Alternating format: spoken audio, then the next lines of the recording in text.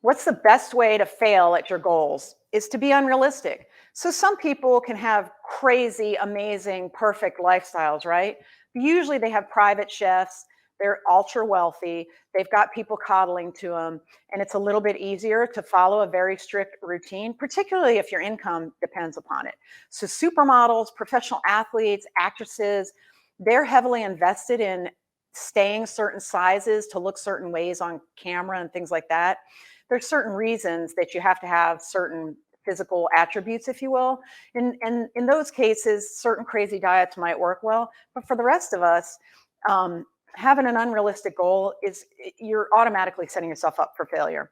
So for me, I want my patients to understand, why do you even care about not eating Cheetos? Like, why would that ever be important to you? You really have to think about it. Do you want to live a little bit longer? If you live longer, do you want to live well? Do you want to be able to think when you're older? Do you want to be able to walk? Do you want to be able to play with your grandkids? Do you want to be able to get out of bed without being so stiff that you can barely move? Do you want to be in less pain when you get older? So for me, that's what diet and exercise is all about, nothing else. It's all about you, your personal goals, and being there for your friends and family as you get older. So let's talk a little bit how to make it realistic. So you may or may not have heard of SMART goals. Is actually a psychological technique. They have to be specific, that's your S, measurable, that's your M, A is your achievable, R is relevant, so it needs to be relevant to your goals, and then T, time bound. So you can't just say, I think I'm gonna stop eating Cheetos, but you never say when. So it could be now, or it could be the year 2030 that you stop eating Cheetos. You gotta have a time bound goal. It's gotta be specific. I'm going to stop eating processed foods for a month this week if the ingredients are more than 10 on the bag. See, that's a specific, measurable, achievable, relevant, time-bound goal. So that's the key. You just make small baby step goals and then you achieve them. So start small, like we said. You cannot revamp every part of your life at once. It's impossible. You're guaranteed to have mental stress. So in my patients, a lot of times, a lot of people in the South eat what's called bunny bread. And in the Northeast, it's Wonder Bread.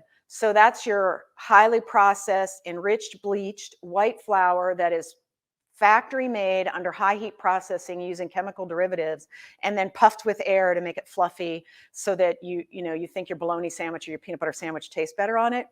But that's one of the most pro-inflammatory foods on earth. So if I can just get a patient to agree to stop bunny bread for a month, that's a smart goal. Then if they do that, either A, they realize it wasn't that difficult to do, and I can continue to coach them on the long-term benefits, or they might find they actually feel better because they've reduced their level of inflammation.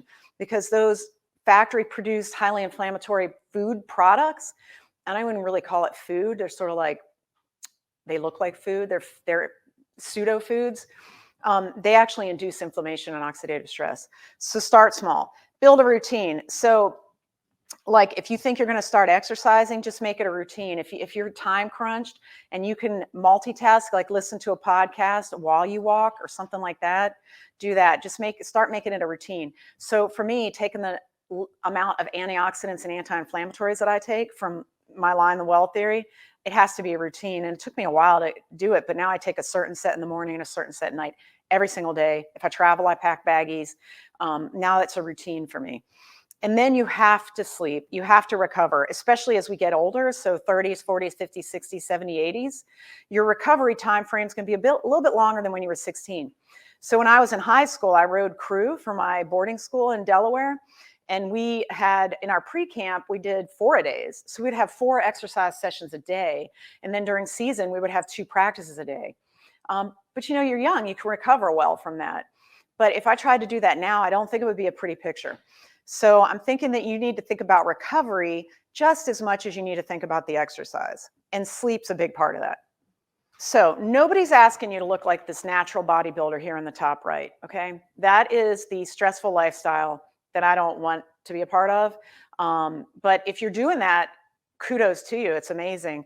But I don't think for optimal life and to reduce the incidence of non-communicable chronic diseases like diabetes, cancer, Alzheimer's, heart disease, Parkinson's, I don't think you have to look like this guy. I just had a hand shook at me. Oh, go back one. I wasn't, sorry, that was confusing me. So here's your SMART goals. So bad idea. It's a new year. I'm going to compete in and win a natural bodybuilding contest. Then I'll buy Bitcoin with my earnings. That's unrealistic. It's not achievable. It makes no sense. And it's not relevant to your long-term health goals. So not a SMART goal. So next, a better idea. I think I want to be able to take walks with my kids and grandkids and also be able to talk to them at the same time while we enjoy nature. I think I'm going to start by walking up and down my own driveway once or twice each day this week. And even better if you take that walk after you eat, because that drops your glycemic level by 20%. That's an achievable goal. It's smart, it's small, it's measurable, and you can build on that. So you don't have to be a superhero here. Literally getting off the couch and walking up and down the driveway a couple times a day is going to get you closer to where you need to be. And also, I'm constantly surprised that anybody drinks regular sugar-filled sodas anymore,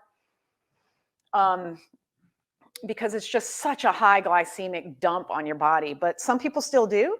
So that's another smart, small goal you could do to try to, I guess, achieve your long-term optimized health goals.